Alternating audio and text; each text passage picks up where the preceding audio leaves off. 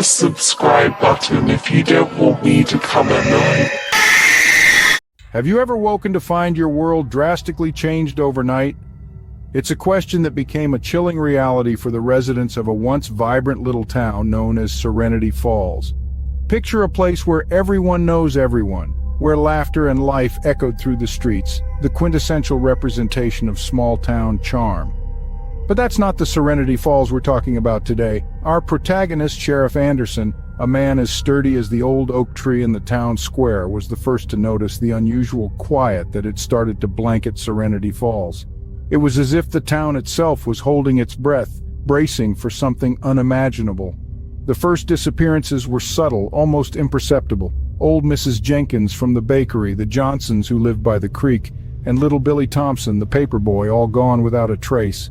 It was as if they had simply evaporated, leaving behind their empty homes, still warm from the life that once filled them. The town was in shock. Confusion and fear started to mingle with the morning mist. The sheriff, a man known for his unflappable nature, was at a loss. His usually lively eyes now mirrored the dread that had swallowed the town. Conversations became whispers, whispers became silence, and the silence was deafening. The once bustling town square now stood empty, save for the rustling leaves that seemed to echo the town's collective heartbeat, a frantic rhythm of fear and anticipation. With each passing day, more homes were found deserted, dinner tables still set, toys left mid-play, the eerie stillness disrupted only by the ticking of forgotten clocks. The town was shrinking, not in size, but in spirit. The sheriff, with a heavy heart, patrolled the vacant streets, his mind wrestling with the inexplicable reality.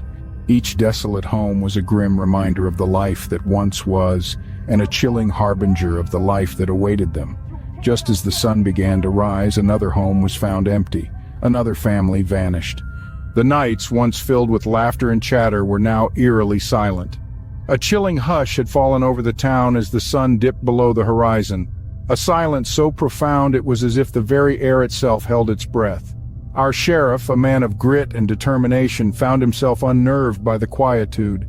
He'd walked the deserted streets, his boots echoing in the stillness, the lingering scent of home-cooked dinners and wood-burning stoves serving as phantom reminders of a livelier time. These streets, once teeming with life, were now as barren as a ghost town, the silence broken only by the occasional rustle of leaves or the distant hoot of an owl. The shops, once bustling with commerce and camaraderie, now stood closed and forlorn.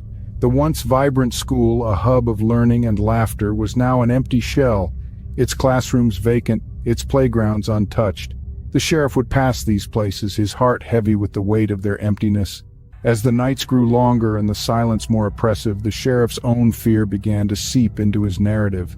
He'd recount tales of the town's earlier days, his voice barely more than a whisper, as if afraid his words would shatter the fragile silence. He'd speak of lively town fairs, of children's laughter echoing through the streets, of relationships built and bonds formed. But now, all those voices had faded into the abyss of the unknown, their absence a stark reminder of the town's grim reality. This was not just a town dealing with disappearances, it was a town grappling with an overwhelming sense of loss. Each silent night was a stark reminder of the vibrant community that once thrived, now replaced by a haunting void. By day, the town was a portrait of eerie calm, but by night, it was a landscape of shadows and uncertainty. The moon cast long, ominous shadows, and every creak and whisper of the wind seemed to carry a hint of menace. The darkness seemed to swallow the town whole, as if it too had vanished. In a town where everyone is a neighbor, the emptiness was deafening. The once bustling streets were now ghostly quiet, with only the remaining few to break the silence.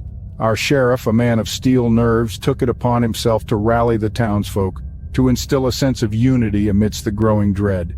His voice, a beacon in the gloom, echoed through the deserted town square.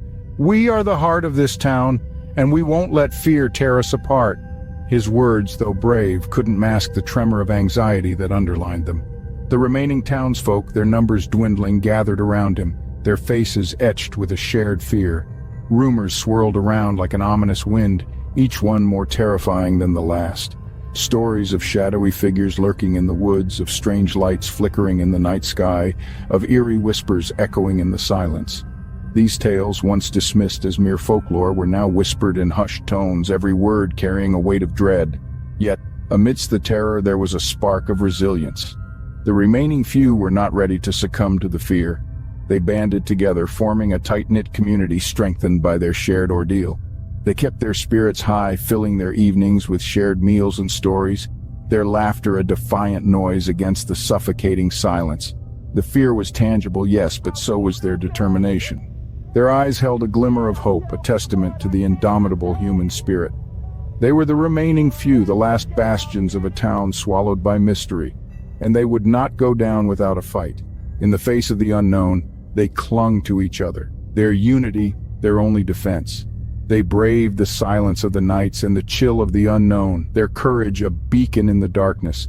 And even when the shadows seemed to close in, they held on, fueled by the hope that dawn would break the darkness. In the end, we were but a handful, clinging onto hope. In a town consumed by fear, they were the glimmers of courage, the sparks that refused to be extinguished. Then came the night when I too woke up to an empty house. I was the sheriff, the keeper of peace, the guardian of this town. Yet on that fateful morning I awoke to a silence that was deafening.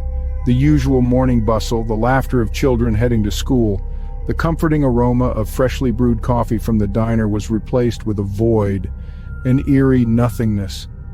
I stepped outside, the cool morning air hitting my face, my heart pounding in my chest. The streets were deserted, the houses stood silent like ghastly specters. The once lively town square, the heart of our community, was now a desolate expanse.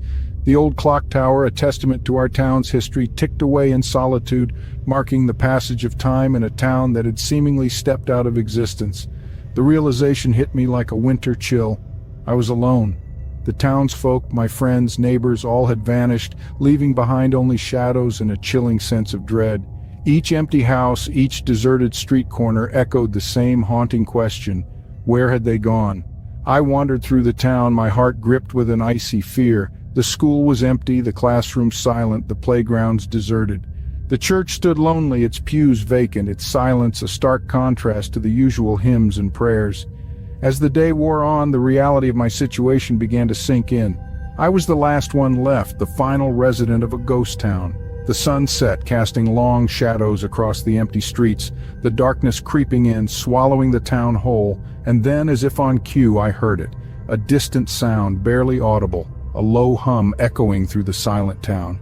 I strained my ears, my heart pounding in my chest. The sound grew louder, closer, a chilling reminder of the town's eerie transformation. As the night fell, the hum grew into a deafening roar. I clutched my sheriff's badge, a now meaningless symbol of authority in a town devoid of its people. The sound, the silence, the empty houses, they all told a chilling tale of a vanishing town. My town. I was alone in a town that had vanished. Where did they all go? Why was I left behind? The echo of these queries reverberates in the hollow silence of the deserted town, a chilling reminder of the enigma that has shaken the very core of our understanding. As the last vestige of authority, the sheriff finds himself in the eye of this inexplicable storm, grappling with the weight of the unknown. The emptiness of the town, once filled with the laughter and chatter of its residents, seems to mock his futile attempts at unraveling this mystery. Every empty home, every deserted street, every silent night stands as a testament to the inexplicable vanishing of the townsfolk. The sheriff's mind is a whirlwind of theories, each more unsettling than the last. Could it be a mass exodus triggered by fear, a horrifying epidemic, or perhaps the work of an unseen predator lurking in the shadows of the night? The possibilities are as numerous as they are terrifying, each one a chilling reminder of the fragility of our existence. Yet amidst this maelstrom of uncertainty, one question persists, gnawing at the edges of his sanity. Why was he spared? Was it mere chance or a cruel twist of fate? Was he overlooked or chosen? The silence of the town offers no answers, only amplifying the haunting echo of his solitude. But perhaps the most horrifying aspect of this tale is not the vanishing itself, but the absence of answers. The insidious dread that accompanies the unknown, the fear that lurks in the shadows of our understanding, the horror that comes from realizing that sometimes there are questions with no answers. In this tale of the vanishing townsfolk, we are left to grapple with the unsettling reality that sometimes the unknown remains unknown. The story ends not with a conclusion but with a question, an open-ended riddle that leaves us teetering on the edge of apprehension and intrigue. In a town that vanished, I was left behind, but why, and where did everyone go? Hit the subscribe button if you don't want me to come at night.